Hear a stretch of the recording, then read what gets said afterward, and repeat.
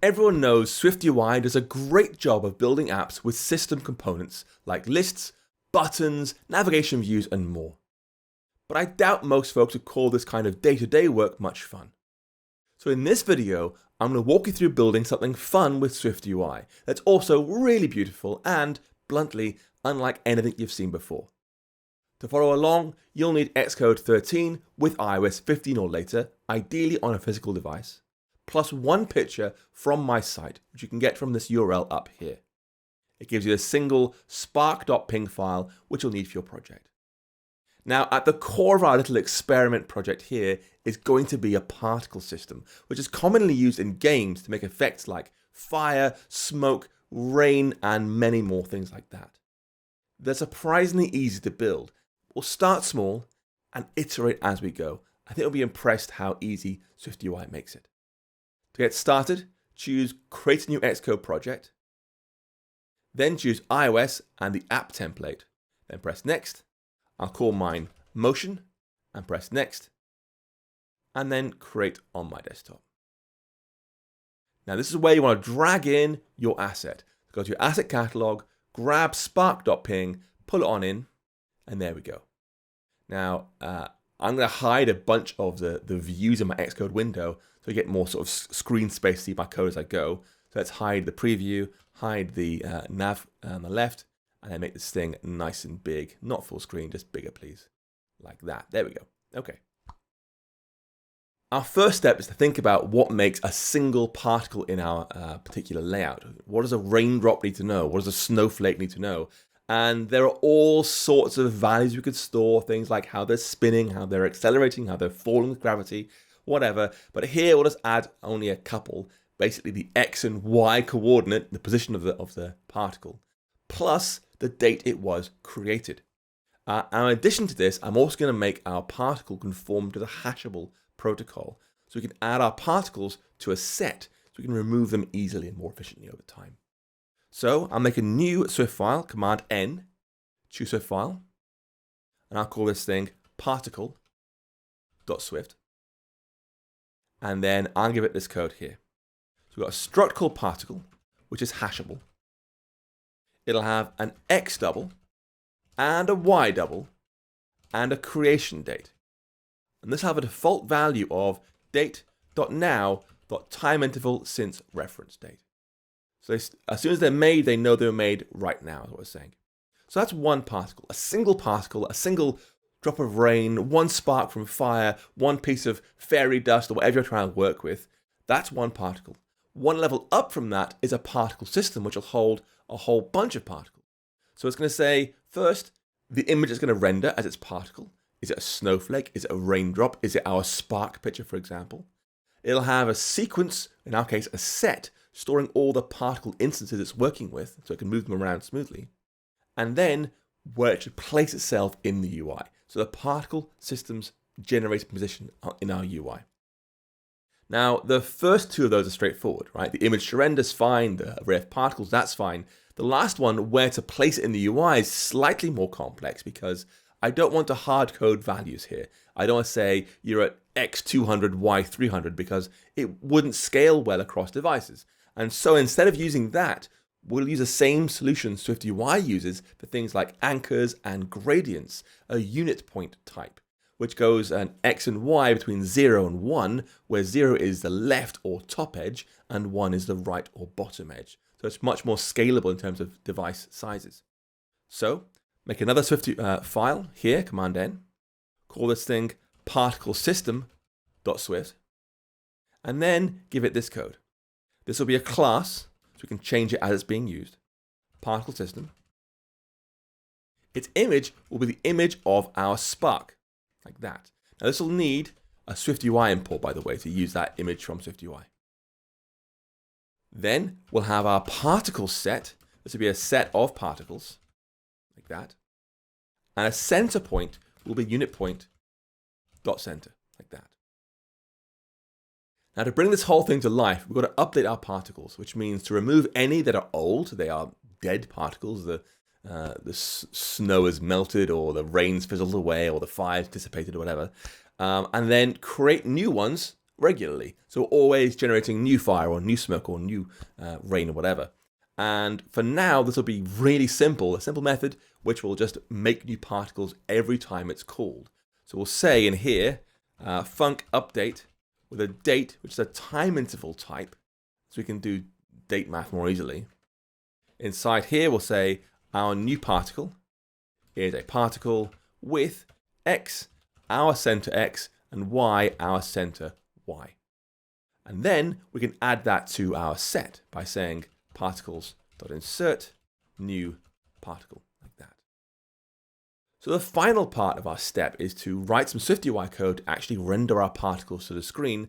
And this can be done really efficiently thanks to the timeline view and canvas views that were added in iOS 15. The former timeline view lets us re-render content on a regular schedule, great for things like widgets, for example. And canvas lets us do free-form drawing, adding images, text, shapes, and more. It's really powerful. And the combination of those two is amazing here because we can render our particle image, that spark.ping file, again and again and again, once for every particle, and do so extremely efficiently. It's really, really nice. So to do that, we want to add a new property to content view over here, which will have our particle system being made. We'll say @state private var particle system equals particle system. And before you jump into the comments for this, I want to make it quite clear. Yes, we are saying @state here for a class instance, not @state object. And that's intentional. This thing is not an observable object. It will not publish change announcements. And so as a result, we can't just, we don't need to use state object here. @state's fine. We're just saying keep it alive. Act as a cache, please. And so when the view is recreated, which it will be on a fairly regular basis, it won't destroy the particles and recreate them. So it's a great way to handle class types that aren't observable. Anyway, with that in place, we can now fill in the body of our view here, which again will use a timeline view and a canvas. Now, the timeline view will ask you how often do you want to refresh yourself or to redraw, and we're going to say animation, so we get really, really fast redraws, 60 or sometimes 120 times a second. And then on our canvas inside to do our custom particle drawing code. The initializers of both of these pass in some values to work with. The timeline will tell us, hey, how fast I'm going and what the current time is, and the drawing context and size will come from the canvas. So we'll get a variety of things passed in. So we'll say there's a timeline view here, running on an animation schedule, so really fast. Timeline coming in. Then a canvas with a drawing context and our available size coming in. Then our drawing code here. I'll ask my timeline view to ignore the safe area so it goes edge to edge and has a background of .black. So it's nice and clear where our particles are. Now inside this drawing code, we've got to do two things. First, call that update method on our particle system, which right now will make new particles regularly. It's really important to call that regularly. And then, of course, draw every particle. Now, remember, particle positions are stored as x and y values between 0 and 1. I'm on either left or top, or the right or bottom. That's what 0 to 1 means. And in this case, we can multiply that 0 to 1 by our canvas's size to get the actual drawing position. So it'll say, hey, you've got 480 points of height to work, for example, and you're at 0.5. Great, you're at 240. Boom, done. So replace your current drawing code here comment with this. Let timeline date be our timeline dot date dot time interval since reference date, and pass that into our update method here with timeline date, like that. Date even. There we go. And now do our drawing. So we'll say for particle in particle system dot particles, our xpos will be particle.x times by size.width. And our ypos will be particle.y times by size.height. And finally, we can say context.draw. And there's a whole bunch of options here. We're going to say draw particle system.image, that spark picture, at CG point, x is xpos, y is ypos. And that's enough, all being well, to make our program actually run. Of course, who knows what comedy mistakes I've made along the way, but that should actually work as a starting point. So I'll build the code. It'll take a few seconds while I'm recording, of course, because it's extra slow just for me. Come on, Xcode, you can do it. You can build the code. Otherwise, I'm going to resort back to hideous dad jokes. There we go. Succeeded. You got lucky. And then press Command R, and it'll deploy to my device, my iPhone sitting right here next to me. And this is going to look fairly simple, I think. Let's find out. We should see. There we go. A big white circle. That's it. Nothing but a big old white circle there. It's not doing very much. I realize you're not very impressed, and that's fine. Particularly because I said how great this was in SwiftUI. Don't worry. It's going to get much better. Most of our work so far was about creating data models. What's got a particle? What's a particle system? Yada, yada, yada. There isn't much SwiftUI code just yet. And in fact, it now takes just one modifier onto our timeline view to bring this whole thing to life. And it's going to be a shortcut. I'm warning you now, it's going to be a shortcut because it's a starting point so we can move forward and do more interesting things. But that's okay. We'll replace it soon enough. And so, before ignore safe area, add this new modifier, .gesture. And I'll say my gesture has, inside it, we'll do a drag gesture with minimum distance of 0. And when this is changed, tell me the drag that came in. I'm going to set our particle system .center.x to be equal to the drag value location x, so where the finger is on the screen, divided by UI screen.main.bounds.width. And the same thing for y. So it'll be y here, and then y here, and then height here. And what we're saying is now, every time the user moves their finger over our timeline view, read the XY coordinate of their finger and match it to the location of the particle system. So it'll follow them around. And it's important we divide their finger location by the UI screen main bounds width and height, because we're storing values as 0 to 1, not as absolute coordinates. This is the shortcut. This is the massive hack workaround shortcut thing. You really shouldn't use UI screen main bounds width and height, particularly on iPad or Mac, obviously, which wouldn't work very well, because when you think about the width of the whole screen, in iPad you have split screen, you have slide over, yada, yada, yada. It's complex. Fine, as a shortcut here on my iPhone, it's fine, but it's just a shortcut. We get on to bigger things later on. Anyway, with that in place, go ahead and press run again, and the whole thing should look much, much better. So now when I drag my finger around, I can draw this beautiful sort of glowing white line, which is very, very nice.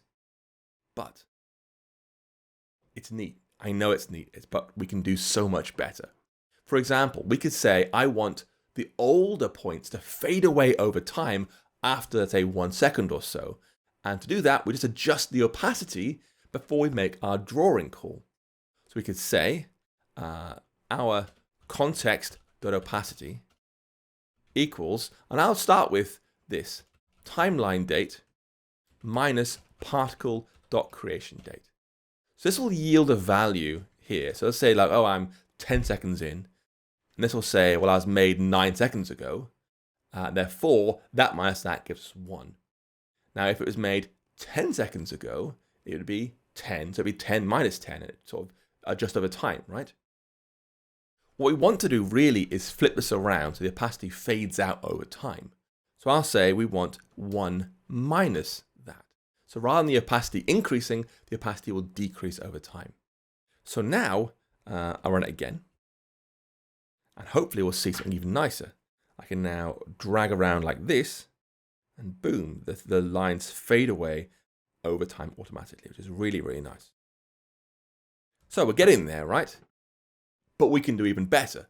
With another small change in our drawing code, we can tell SwiftUI to blend these particles together so overlapping particles get brighter and brighter, as if they were merging together like, almost like blood particles in whatever, glooping together. It's remarkable. So we can say, let's put this after the update call outside the loop, because we want to do this once. Context.blendMode is .+lighter. Blend these particles together, brighter and brighter and brighter. So now I draw around over here. Look at that effect. It's really, really nice now. See, when they overlap, it gets really bright like that. Boom. Lovely. And this effect looks particularly good, I think, when you add some color to the particles. And this is another one-liner in SwiftUI. I told you it was straightforward, right? We could say something like context.addFilter.colorMultiply, and I'll use .green, a nice bright color. Let's press Command R again. See how this looks. And now, so I get green normally, but when it overlaps, it gets bright white, like that. You see, when there's lots of them together, it goes super bright white, which is really, really nice. There we go. Okay. Much better, I think. Now, that code looks pretty good so far, but before we move on, there is one important change we've got to make, and perhaps some folks are already screaming this at the screen at me. We're making all particles fade out right here, which is great. But we're never actually destroying them. You know, we're fading them out, but they're still there. And so SwiftUI is drawing lots and lots and lots of basically invisible particles. So it gets a lot of RAM, a lot of CPU time doing nothing at all.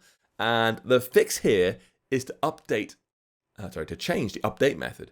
So it removes old particles that are over 1 second old. It just trims them away. And we use the same technique here. We subtract 1 from the current date and then loop over all the particles and say, were you born before that date or not? If they were, remove them. So over in our update method here, I'm going to say our death date is that date minus 1. So anything older than that should be removed from our set. We can now say for particle in particles, if particle.creationDate is less than death date, particles.remove, and I'll say remove that particle. So trim out old ones. And now our little starter particle system is actually done. It's much more efficient now. This thing will never run out of memory at all. It'll carry on going forever and ever and ever because it just destroys old ones and makes new ones. So much, much better. Now, I think that looks pretty good. But when I showed this to my daughter, Sophie, who's very much into coding and SwiftUI and now Python as well for some reason, she said, oh, that's nice, Dad, but can you make it do rainbows? And yeah, of course we can. We can totally make this thing do rainbows. It's only a small hop from this current code to where you want it to do. Rather than giving the entire particle system the same green color, we'll instead give each particle its own color, moving across the whole color spectrum. And hey, if you don't like rainbows, suck it. My kid wants to see rainbows. I'm doing rainbows whether you like it or not. So this takes a few steps. First up, in our particle, we're going to say there's a new value in here, which will be the hue of this particular particle element at that. Second, we're going to do the same in our particle system. What is the current hue I am working with? Now, this is going to change over time, so it'll be variable equal to 0.0 by default. Now, inside our update method down here, we've got to create our new particles using that hue value and then increment it a little bit. Now, hues run the range of 0 through 1, from red to red. And if you go beyond 1, you want to go back to 0 again. So what I'm going to say is this: make the particle with a hue of hue, and then adjust the hue upwards a small amount. I'll do 0.01, and then wrap it around. So if hue is greater than 1, hue minus equals 1, like that. So make sure hue increments all the way from 0 to 1, then back to 0, back to 1 again, like this. And it's red on both sides. It will smoothly go around and around and around. And finally, now in our particle system over here, we want to zap this current call to add filter. We don't want to use the same fixed filter everywhere. It doesn't make sense anymore. Instead, we want a unique filter for every one of our particles. And this raises an interesting problem. As you saw a moment ago, we say context.addFilter to add a filter. But if I say context.filter, you'll see it's only add filter. There's no remove filter. Once a filter's on the context, it ain't coming off. And so we've got to find a way to remove a filter over time. The answer is you just can't remove filters. It isn't possible. But fortunately, SwiftUI's canvas context, this thing here, uses value semantics. And so we can get a copy of that canvas, add a filter to the copy, and then throw the copy away again and again and again. And it won't affect all the later redraws. It's lightning fast, and it will never adjust the original context, which is brilliant. So in our drawing code down here, inside our particle loop, we're going to say var context copy equals our context. Get a copy of the context, and then do context copy dot add filter with color multiply. So add it to the copy, not to the original. And I'll use color here with hue, saturation, brightness. The hue should be our particle's hue. Saturation should be 1, brightness 1. We'll then modify the context copy's opacity, not the original opacity, and then call context copy.draw. So it draws with our custom filter like that. So we're creating a color based on what the particle has uniquely right now, applying it only to the context copy, so the next particle won't be affected by that. We won't have red and green and blue multiplication because this won't work. Anyway, let's give that a try. See how that looks. So now I can drag my finger around and boom, gorgeous rainbow writing. And it'll still blend together nicely. It gets sort of like a white hot thing in the middle as the colors overlap. But it also changes constantly with the hues as you go. So, one happy child. Anyway, before we take a rather surprising turn in a very different direction, I want to add one more little fun tweak to our experiment here. Rather than just drawing each particle once, I want to draw it 4 times at different positions on the screen, making a symmetry effect, almost like a kaleidoscope. Again, this takes very little work. It's extremely efficient and it looks fantastic. First up, we're going to add a new property to content view that will track the 4 flips we want to do, the 4 pieces of symmetry we want. We'll say there's an options property. This will be an array of tuples. So I want to use colon here, sorry. Array of tuples like this. Flip X is a bool and flip Y is a bool. Like that. I'll provide this with 4 values. Our original one will not flip in either direction. Then we'll flip in X but not Y. Then not in X but in Y. And then in both X and in Y. So the 4 pieces of the quadrants of our canvas we want to draw to. And now we want to adjust our drawing loop here. Now, to avoid doing extra work, you want to try and think about the way we're modifying filter and opacity, just doing that once per particle. But then, of course, XPOS and drawing is done for every flip option for every particle. And so our loop starts off now by getting a copy of our context, like this, applying the filter and the opacity, once for every particle. Not for every piece of symmetry, but just for the particle. And now we'll do for option in options inside there, and that's where we're going to modify our position stuff to get where we're going to draw. Of course, we've now got to say, take my flip into account. So we'll say this XPOS is variable, and our YPOS is variable. And inside here, if our option has flip option even, has flip X enabled, we'll do XPOS equals size.width minus XPOS. So come from the other side that far. Count from the right, basically. And then if, scroll down slightly, if option.flip Y, YPOS equals size.height minus YPOS, like that. And then go ahead and draw as normal XPOS YPOS. Let's give that a try. See how it looks. So I'll draw here. Oh yeah, look at that. Absolutely gorgeous. And honestly, so little work in SwiftUI. It's just so nice. I love it. Anyway, that is enough futzing around with Canvas. I hope you agree it's lots of fun and looks nice too, but we're not done just yet. So far, I would say this is all pretty standard stuff, but it's taken enough time. From here on, I want to take this experiment in a very different direction, because right now we have this little hack in place so we can draw with our fingers, which is great, but it's just so dull. We can do this whole thing in a much more interesting way by bringing in Apple's Core Motion framework. Now, Core Motion gives us a brilliantly simple API for reading the physical device orientation of our devices, all by using CM Motion Manager. And we can ask this thing to start delivering motion updates to us, then pass a closure to use when new updates arrive.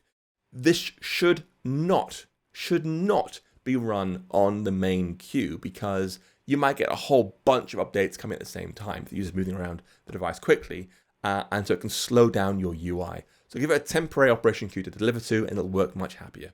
Anyway, we don't want to pollute our beautiful SwiftUI code with core motion code, so we're going to wrap it up in a custom class you can reuse in other projects if you want to. To do that, press Command-N, make another Swift file, and call this thing motionmanager.swift. Replace its foundation import with a core motion import. Then add this new class.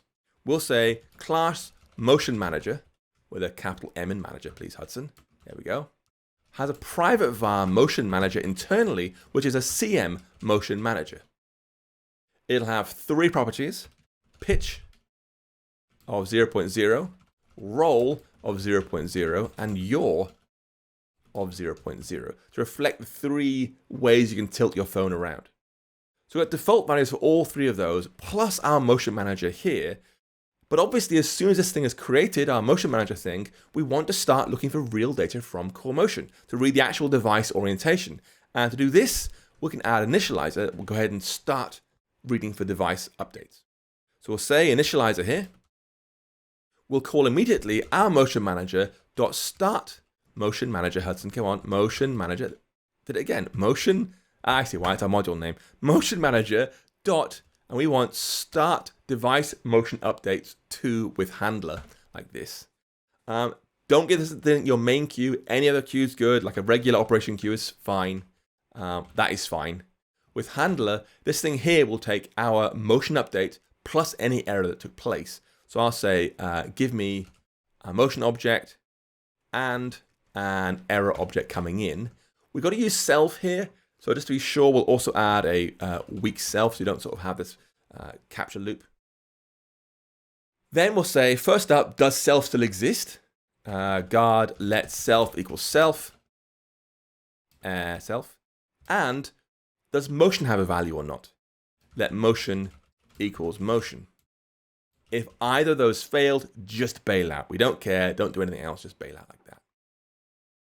And then we'll copy the values from the motion's attitude, where the device is in physical space, into our 3 pitch, roll, and yaw properties. So I'll say self.pitch equals motion.attitude.pitch. Self.roll is motion.attitude.roll. Self.yaw is motion.attitude.yaw. Like that. And now that we start reading updates here, we also want to stop reading them when the class is destroyed. It's important to do this. So we'll add also a little deinitializer. We'll do motion manager dot stop device motion updates like that. And that's it. That's our new class done. It's really, really straightforward. And now back in content view, we can put that into action immediately. We can say up here, I want to have a motion handler, please. So I'll say at state private var motion handler. Motion handler is a motion manager like that. And now all we're going to do is update our X and Y position of our particle system when we call update down here. So down here, we'll read the new value, pop it in there, and see what we think. So let's say down here, our particle system dot center is unit point. And this will be from the center offset by the device motion somehow. So I'll say it's 0.5 plus motion handler dot roll. And then for Y, again, start from the center plus motion handler dot pitch like that. Now, all being well, I can run the app again and control it with my phone. Let's find out. There we go. So I'm now not touching the screen at all. I'm just tilting the phone nicely. You can see me drawing things by tilting my phone. It's really, really nice. But you know, doing this, I'm feeling tired. My hands holding this heavy phone and turning it around all the time is tiring my poor hands out. Can we do better? Yes, we can. Our story is not done just yet. How about if we make the motion happen without even having to move our hands? Just hold our hands still, heavy phone, and handle motion anyway. To do that, you want to go to your apps settings up here. and then choose the Info tab, and then right-click somewhere here and choose Add Row. And scroll way down to say, I want to go to Privacy, and we're looking for Privacy, Motion, Usage, Description, like that. And for the text here, we'll say, we need to read your movements, like that. What did that change? Bluntly, nothing. It'll still do exactly the same thing. But with one extra change to our motion manager, we can make this whole thing significantly weirder, fun, and again, unlike things you've seen before. We're going to change CM Motion Manager to be CM Headphone Motion Manager. If you look carefully, I've been wearing AirPods this entire time, little AirPods Pro here, and now you know why. If I run the app again, I'll hold my phone right here, iOS will say, do you want to allow us to read your movements? I'll say yes. As I move my head around, now you can see it's controlling the entire drawing thing by reading my head movements up and down relative to the phone in front of me, which is really, really fun, silly, beautiful, and again, unlike what you've seen before. So, you have seen how we can use Timeline View and Canvas to make some beautiful effects, how you can layer on improvements like blend modes and coloring and symmetry and more, plus of course Sophie's rainbow effect. Then tie the whole thing together with some accelerometers and even AirPods to create something quite remarkable. But even then, we've only just scratched the surface of what a particle system can do. There is so much more they can do, and in fact, SwiftUI is more than capable of doing all of it, all thanks to those beautiful timeline view and canvas types up here. They're so, so good. Actually, there's a 2-hour live stream just on particle systems. We build all sorts of extra detail with a UI to adjust the particles in real time. If you look at this link on the screen right now, you'll find that video. It's, like I said, 2 hours long, but there's lots and lots of particle details there.